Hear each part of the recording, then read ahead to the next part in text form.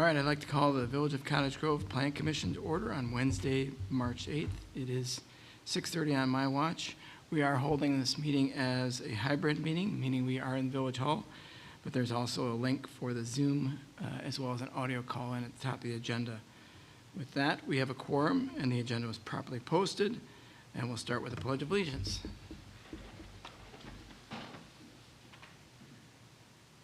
I pledge allegiance to the flag of the United States of America and to the republic for which it stands, one nation, under God, indivisible, with liberty and justice for all. Next, then we have public appearances, public's opportunity to speak. If you are from the public and wish to speak, we just ask that you hold your comments to no more than 3 minutes. Share your name, your address, and your municipality so we can capture that for the public record. So with that, I'll pause and see if anybody on the Zoom would like to speak.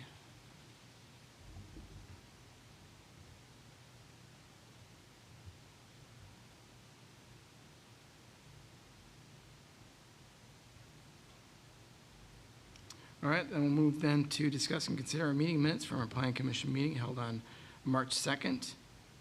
Any questions, comments, edits, or consideration for motion?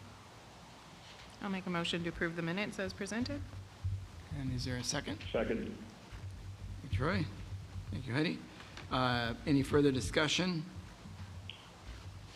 Having heard none, all those in favor then? Aye. Aye. Aye. Anybody opposed? Anybody abstain? Motion carries. Next then, we have discuss and consider an application from Madison United Rugby for a site plan amendment to permit the adding of field lights at the Wisconsin Rugby Sports Complex located at 448 Clark Street. So pretty straightforward. That's the only change they're looking at is adding the lights. First priority will be to do the lights on the larger championship field on the east side. If they can afford it, they'll do the other field as well. You know, Rick and Sean from the Parks Department are having some discussions with the rugby club on an agreement, you know, as far as sharing parking and things and how events get scheduled. At first we thought we might have to get into that with some of the conditions for this approval, but it sounds like that's being handled separately as a separate agreement. So the only condition we'd have for approving this, Strand asked for a photometric just to make sure we're not getting too much light on surrounding property, especially since there's a residence immediately to the west. Yes.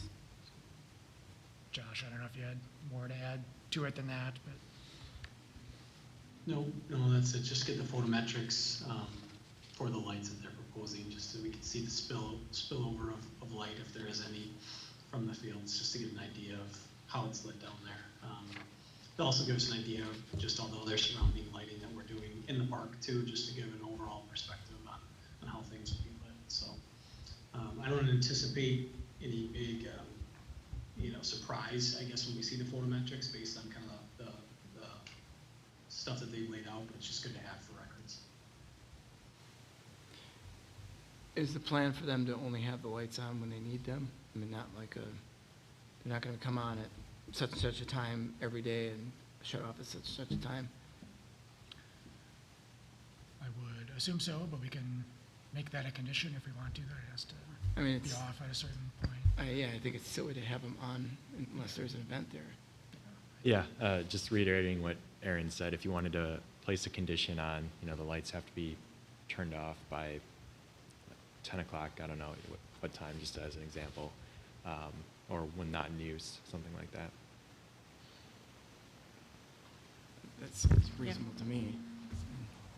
Yeah, that does seem reasonable. You have something similar for the baseball field? Because I see those lights even from where I live. I mean, you should be consistent with what's going on down there.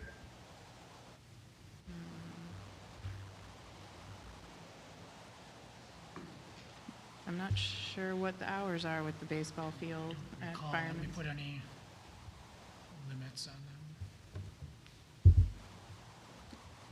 Did they have anticipated weekdays or weekends, or just as, then we could put on condition as needed, or do they have any indication of when they'd be using the lights? I wouldn't think they'd run them and burn up electricity. I wouldn't think so either, Right. but Right, so a condition shouldn't like hinder. And I hate to have that they have a big tournament or something and it runs a little bit late and it's gonna typically be a weekend. I don't foresee it being during the week, maybe a league's during the week, but yeah. Yeah, it does get dark early in the fall, and, yeah. Is that something that's better addressed in the agreement you're working on? We could potentially address it in the agreement. You know, I can't say it's better one way or the other, I guess. We could potentially just throw it into the agreement as an additional requirement that they only run the lights like when the fields are in use, or establishing a cutoff time. Or we could establish a condition where they have to be off by a certain time, or if they want to go later, they just need consent from the village, either just like empowering somebody at the village, whether it's, you know, the administrator or other staff member, to grant consent for running later if they think they're going to need it. So, yeah, I think there's flexibility here. Yeah, if they're meeting village requirements of no light spillage outside the property, then what are you trying to protect with the extra layer of stuffs?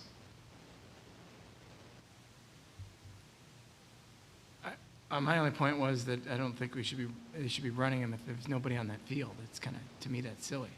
right. Yeah, but that's their cost. Well, They're paying, right? I mean, I get what you're saying, but we don't do it for households, outdoor lightings, you know, we don't, I mean, I don't know that you have anything statutory to stand on to tell them they can't waste their money. household lighting is a little different than big floodlights, I think. I'm just thinking of the residents right around that. There's a couple, 2 or 3 residents right there. And to me, that's just being mindful of those folks. No, I get all that, but I just don't know what you're hanging your hat on as an ordinance to say that we have that jurisdiction to do that. I mean, parking lot lights are on. I mean, I think if they comply with the light leakage rules and Well, your cost to make them come back and request permission to stay on a little longer. It's just more cost for us at the end of the day. And who's going to police that at the end? You know? I mean, technically, it's not, it's separate from the park. That's the other reason I bring it up. It's their property. I would just say when it's not in use. I wouldn't put a Yeah. time on it, because if Yeah. I was them, I'd say, well, what about the festival? You guys have lights going to how late at night at the festival, you know what I mean? I know that's only a short window, but I would just say when not in use. So we don't currently have a ordinance on lighting athletic fields or parks. Well, I guess I wouldn't say, I'm not aware of like any specific ordinance on those things specifically. I mean, your site plan ordinance, if I recall correctly, it basically considers some like public interest factors, and you can establish conditions that you determine is in the public interest. So there is some discretion there. It is good to be consistent with use, but obviously there are a lot of factors that can go into any one decision.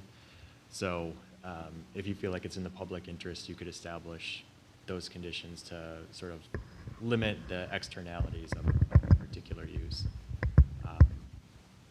So, you know, a specific ordinance, I would have to do some digging on that. You know, alternatively, you could approve it, condition on them like establishing hours of operation or something for the lights, or just ask for that they give more input at the board level when it comes for final approval. That seems reasonable. It just seems to me that we're more concerned about the back end, not the front end. Like, I don't really care if their lights are on during the day, but people might care at night. So, And then just like with everything going on with like, you know, Edgewood and lights for their, you know, athletic field that they spent millions of dollars on. So, you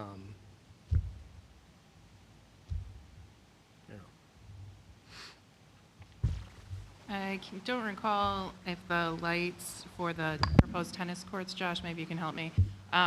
Those are only on when the tennis courts or pickleball courts will be in use? Is that, there's like some kind of activation switch for users, right? Yeah, yeah. Yeah, that's only on when in use. Yeah. Does it lock out after a certain time at night? I don't know that off the top of my head, but that would typically be the way it's set up, but I can check on that.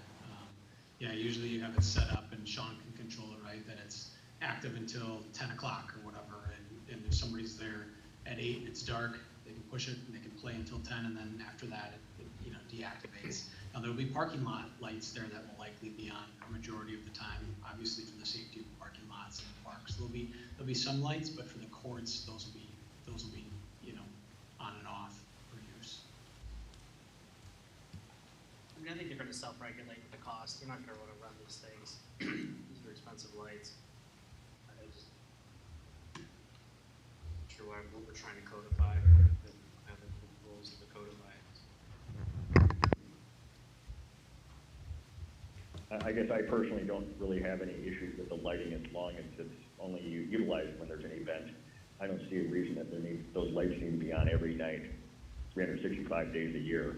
If they only have an event 4 times a year, that those lights are going to be utilized and have a true need.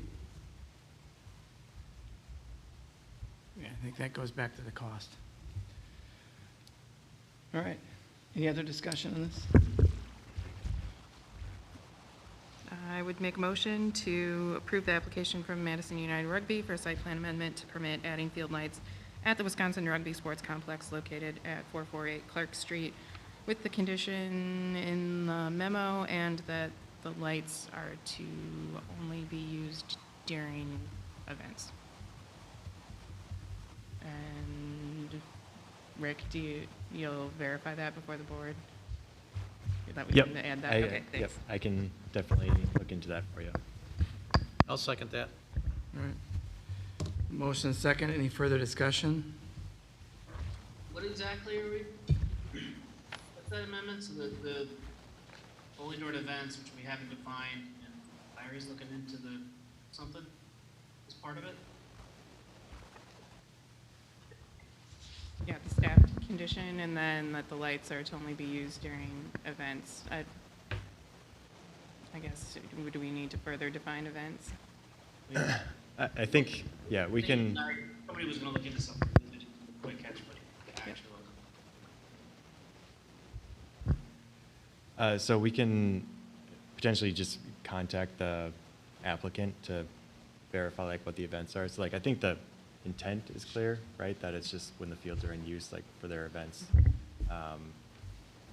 So we can at least take that back to the applicant and try to get clarification on when the lights would be in use to at least have it ready for the board. Okay. We could change it to when the fields are in use if you think that's a better motion. I think there's still some ambiguity in there, but I think it's a little bit clearer than, Okay. you know. Are you okay with that amendment? Mhm. Okay. The second condition is directing staff to get clarity on that they'll be only want the lights on when the fields are in use. That's the amendment. I'm not sure the second condition. It's for the lights to only be in use, and Rick's going to verify that that's an okay condition before the board, before this gets sent to the board. but it's a private business. We don't dictate other businesses when their lights can be on. So that's why I'm trying to clarify the second condition. So is the condition for staff to follow up between now and the board meeting to confirm how the lights are going to be utilized, or is it that we're asking that lights only be utilized during in-use time. I'm not sure, I'm not clear the second condition. Yeah, I guess, well, Heidi can Leave the correct me if back. I'm wrong. The way I'm understanding it is the second condition would be that the lights only be on when the fields are in use by the rugby club. But sort of separate from that condition, we'll follow up with the rugby club to get clarification on when the lights will be used on the field, and we can provide further input to the board on that condition at the next board meeting. Yep, that's, the intent. I sort of meshed together my motion and my discussion on the motion. I think it'll be a non-event, because I don't think they're gonna wanna pay for that lighting when they're not using it, so, or a non-issue. And I guess to Fred's point about, regulating other businesses, I don't think businesses have 60-foot light poles. These are much taller than the lights out at Piggly Wiggly as an example. Yeah, I would say I agree, Troy, it's a specialized property with, specialized lighting equipment. Any other discussion? Having heard none then, all those in favor? Aye. Aye. Aye. Anybody opposed? Aye. Anybody abstain? Motion carries. Next then, we have a presentation from Chris Miller Construction regarding the potential development plans for parcel 0711-093-9923-1 on North Main Street. This is for feedback only from the commission. So Chris? Yes, please. And just make sure that the mic is flipped so those folks that are on the Zoom, you have to pull there's a little lever right at the top and then pull it towards you. Just like when you sing karaoke. Right up by the head of the mic. It's got a sticker right by it too. Just pull that towards the. Oh, all right, there we go. Yep. Yes, I was just inquiring, maybe for informational purposes on this, maybe to help myself show up next time with maybe a little more narrowed down information. I'm looking to obtain a conditional use permit for a property on Main Street. I know you've seen the map. What I'm looking to do is a twin house or a duplex. And I know it's historical residential. I actually am the one that rezoned that property back in 2012. I was granted a conditional use permit, I believe, I'm going by memory, to do something similar, and then times changed, things went on, and there might have been a time limit on it or something.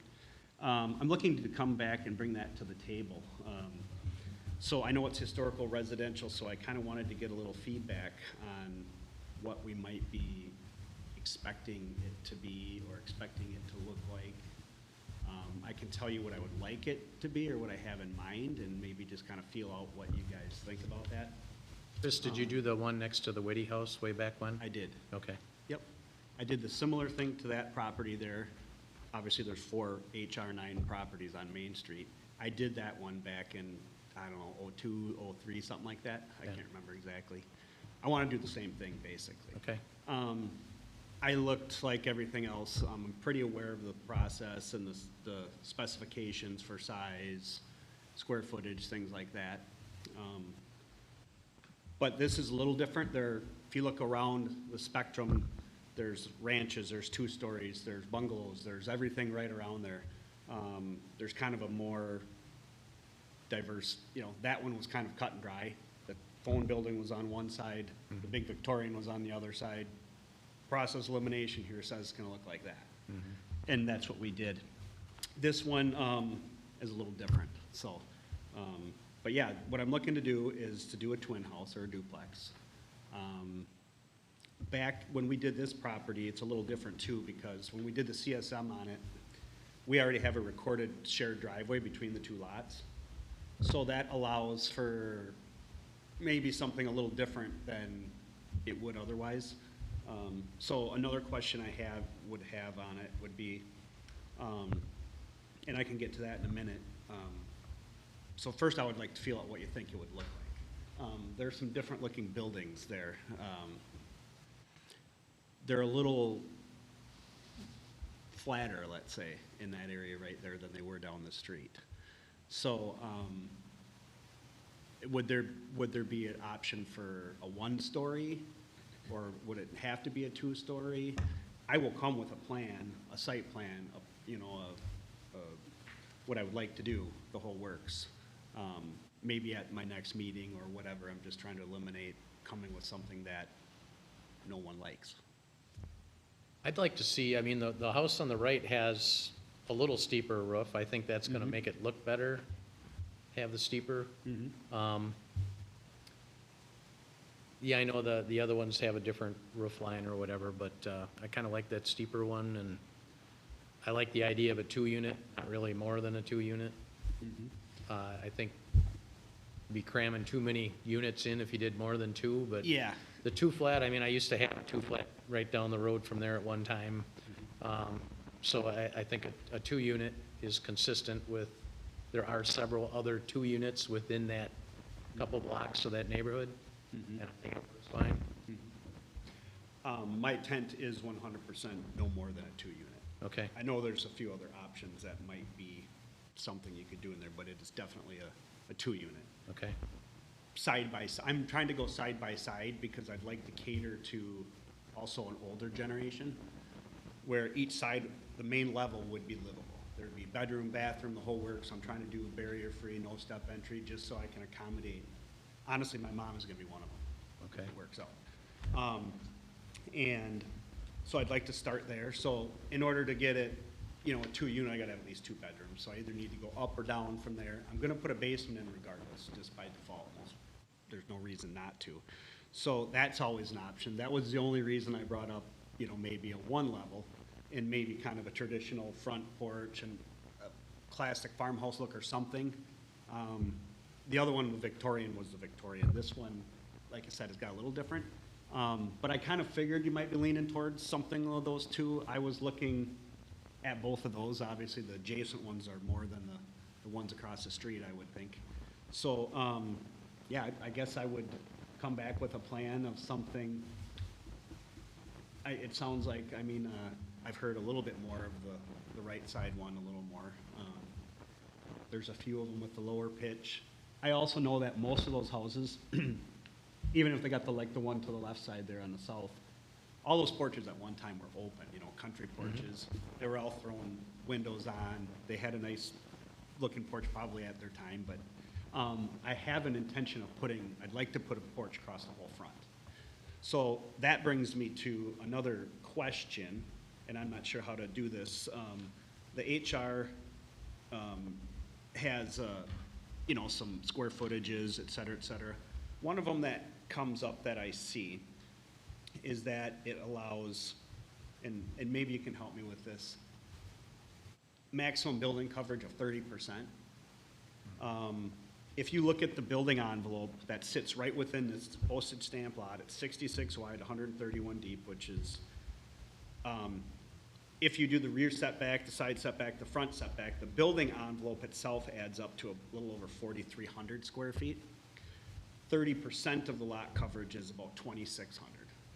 So I'd like to put 2 around back, because that's why that shared driveway down the middle makes it so nice. The shared driveway goes 8 feet on each side of the property line, which I can't build any closer to that anyway. I would like to turn around behind it, like I did on that other one on Main Street, and put at least a single-car garage for each one attached. And it gets a little tight when I take a 30%, which is 2,600, and I take away 600 plus just for the 2 garages. It gets it kind of small. So I don't know, if that's what I have to work with, that's what I have to work with. But the building envelope itself, to stay within it, allows me 4,300 square feet, but 30% offers me 2,600. The other thing is it says at least 50% landscape percentage. Well, even if I used the majority of the building envelope, it still doesn't, it would still have more than 50% landscape coverage. So I don't know if I'm looking for permission to go over the 30% as well, or hear out what you might have and what your thoughts about that are. I wish we could get a picture of that other one up. I don't know if we could do it on Google Earth or something, or, it's right to the left of it's right to the south of the phone company building. The other one that I did, you mean? Yeah, Oh, just yeah, so they okay. can see that you did the garage in the Yeah. back, you turn the I corner. did, correct, yeah, and It's very nicely done. I'm also looking to own and maintain Okay, this, and the one to the north of it, okay. which is what I did with the previous. Yeah, well, we get that pulled up. I do like the idea of the front porch, of course, in the front, and brings people out to, our main corridor, and I think it's really welcoming for our community, and I'm not opposed to going, I think this is a desirable type of housing for our area and for seniors, and so I wouldn't be opposed to. You gotta come back north. Yeah. It's next to I the big, I would agree, Heidi.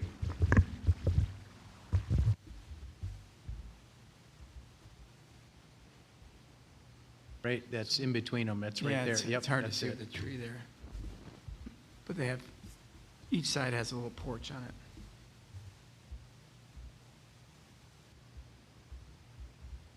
I'll throw a car in there too.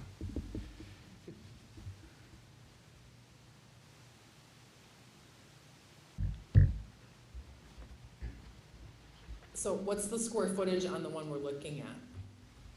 Well, that's why I came here. I didn't want to start spending a lot of time designing and drawing something until maybe I narrowed down what might be acceptable.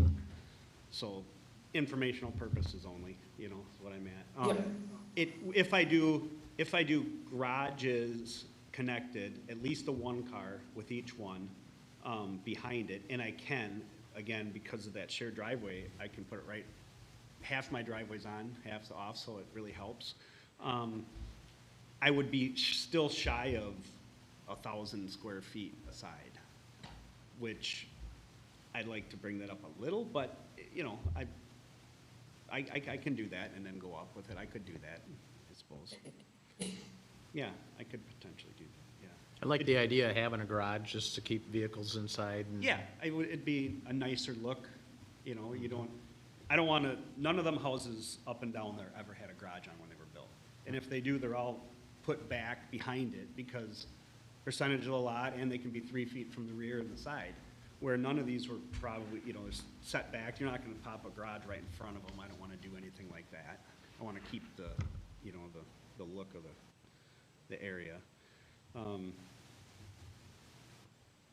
So I guess I was thinking 1,000 was a little squibby, I know I can get a bedroom on the first floor. There's just a lot more, there's a lot more area in the building envelope that could be used, and it's mostly because of the garage on the back. If I didn't include that garage on there, that 2,600 would be enough for both units. I'd like to tick it up a little bit at the same time if possible. I guess the whole intent on the historic district is that we knew we were dealing with small lots, and we wanted to try to work with people that did want to improve the lots and try to utilize, and we knew the normal zoning wasn't going to work with those lots. So Chris has already showed us that he's done the same thing once already, so he's set a precedent. I do work on the phone company building, and so I see the house, and it's always well kept. So, yeah.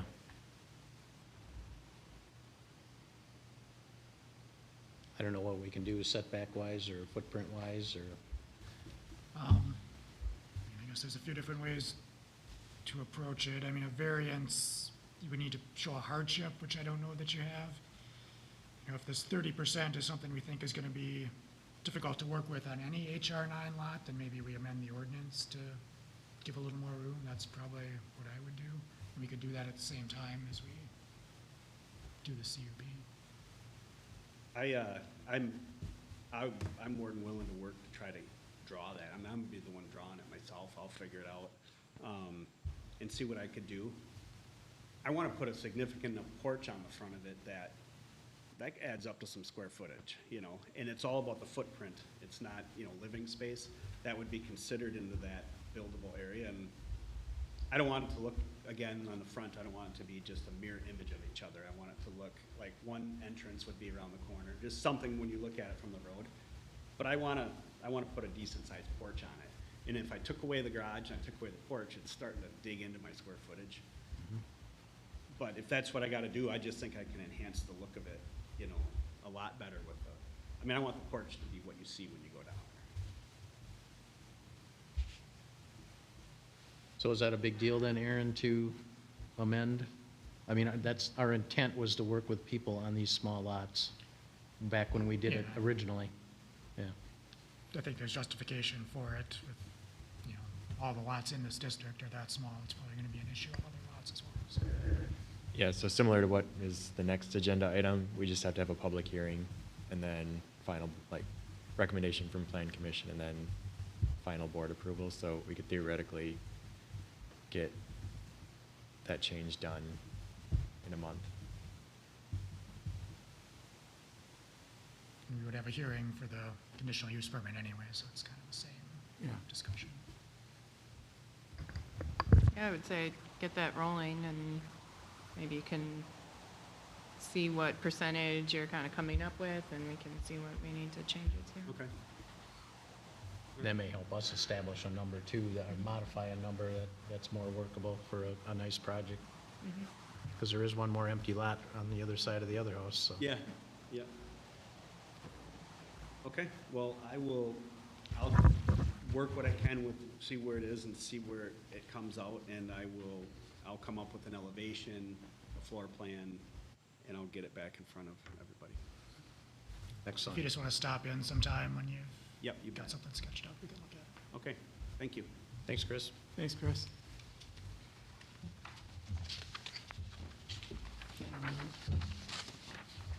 Next, then, I'd like to open a public hearing. This is public's opportunity to provide input on a zoning text amendment regarding setbacks on streets with right-of-way with a width of 100 feet or more.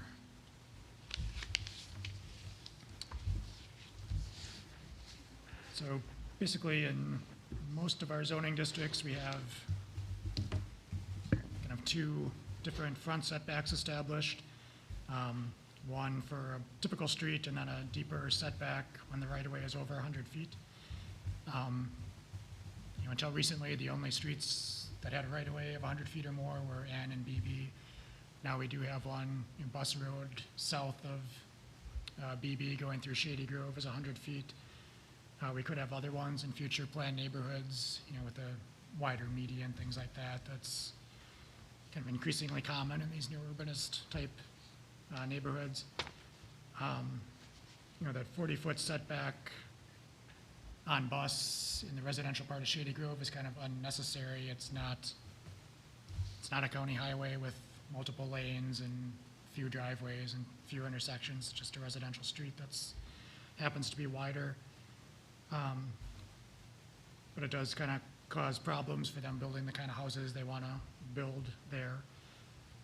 So what we'd recommend is changing street in this definition to county highway in each of the different sections. So it would still apply to N and BB where it makes sense to have the deeper setback, but not to other more residential types of streets.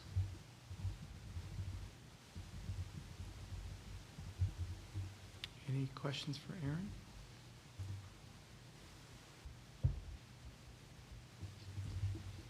Anybody from the public on the Zoom?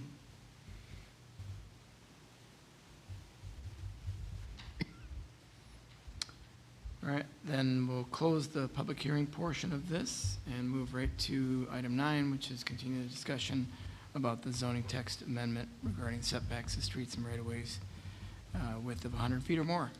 So with that, anything from the commission?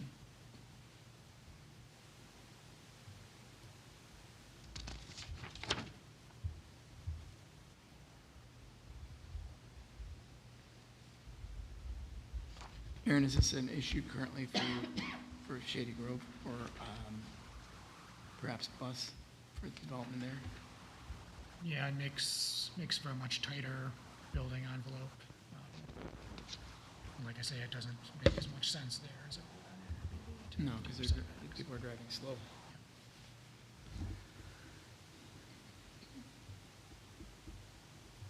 And I would make a motion for approval of the zoning text amendment regarding setbacks on streets with rights of way with width of 100 feet or more as presented. All right, thank you, Heidi. Is there a second? Second. Thank you. Any further discussion? Having heard none, all those in favor then? Aye. Aye. Aye. Anybody opposed? Any abstain? Motion carries. Next, we have the introduction of the housing plan prepared by the Ad Hoc Housing Task Force. It's a large document. Yes, so I wasn't gonna go through it or make us read it out loud here tonight or anything like that. It's basically just assigning the homework. I know Heidi and John have looked at it already through the board, and Kim was on the committee that helped write it, so she's familiar, but just like to have everyone take a look between now and the next meeting, and then we'll have various tasks related to the document for this committee to look at in the future. And those, remembering those, there's kind of a schedule within there, kind of a timeline Yeah, of those kind of tasks. Yeah. Implementation plan, yeah. Yep. But these are just recommendations right now, so it's something we would have to approve as well as the village board. Yes, correct. Because some of them I agree with, some of them I disagree with, so I think we need to, Yep. everyone needs to talk about them. Yep. Yeah.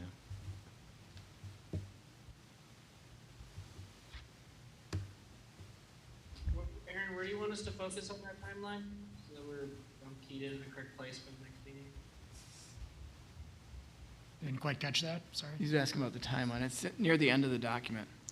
The very Okay. back, it's one of the appendices. Thank you. Yep. Any initial questions or comments? Other than what Don, you said? Oh, Okay. we're just supposed to come back and Yep, comment that- in next time? Yep. Okay. Yeah, take a look through it. If you have questions before then, you can feel free to reach out too, and we can talk about it. But Okay, yeah, we'll take various parts of it okay, at a time, not kind of the whole thing at once. okay. And then future agenda items? Here, anything that we have to?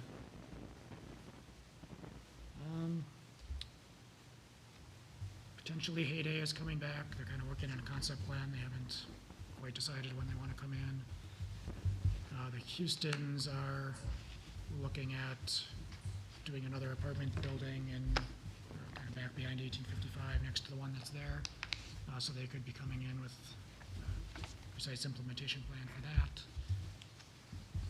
Those are the two main ones. We'll start with some of the housing stuff, most likely. Yep. What was the first one you said? Heyday, yeah. So I was talking to Andrew Homburg, and he brought up fences. What happened to our fence ordinance? He has some concerns that people are putting fences up, without any, looking at lot lines, or he said he sees some pool ones that aren't conforming. So did we water down our fence ordinance? We didn't change the ordinance. We got rid of the permitting process because it was causing a lot of headaches. Just a recent inquiry, we have to do some field verification that there are in fact pool fences that aren't conforming. Okay. I took a real quick look earlier this week, and my gut is we may want to change the ordinance, but I got some more digging to do. Okay. Future agenda item. Okay, so we will look at, it'd be worth talking to Andrew. He has some specific examples. What, this kind of reminds me of back when we had the fence permitting though. I'm guessing there are examples between private property owner and private property owner where when we would get a call, we'd have to say, figure it out, hopefully as nice neighbors versus getting attorneys or whatever it might be, but I can talk to Andrew and see. I mean, if it's an ordinance violation, that's one thing. If it's lot lines between private property owners, we stay clear of that. Okay. Yep. He just had some concerns, and he had some specific examples, and I know pools came up. I'm not sure specifics of the other ones. I think it was more that people would put fences up and not necessarily 100% have their lot lines marked. You can't go by a phone pole or, a ped, electric ped or something like that. That isn't necessarily a lot line, so. No, not even close. In fact, in my yard. Having the permit didn't really help with that either. Nope. They're the ones going out and marking it for them, so. Yep. But no, yeah, that'll be a future agenda item, probably. Okay. All right, moving then to item 12. From the hallway. Is there a second? I'll second. All right, motion second, non-debatable. All those in favor? Aye. Aye. I, Everybody have a good rest of your week.